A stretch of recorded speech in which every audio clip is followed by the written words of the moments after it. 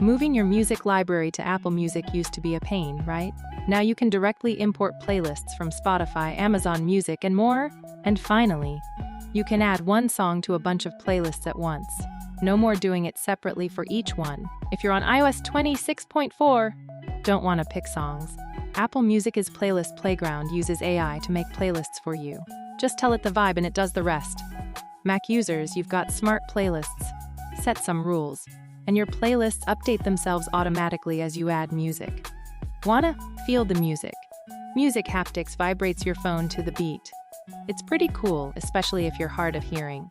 And for all you karaoke stars, Apple Music Sing turns down the vocals so you can belt out your favorite tunes with on-screen lyrics. Thinking of canceling Apple Music? Back up your library first. You don't want to lose all your playlists and downloads if you resubscribe later. Running out of space. You can tell Apple Music how much storage to use for downloads. It'll even clear old songs you haven't listened to.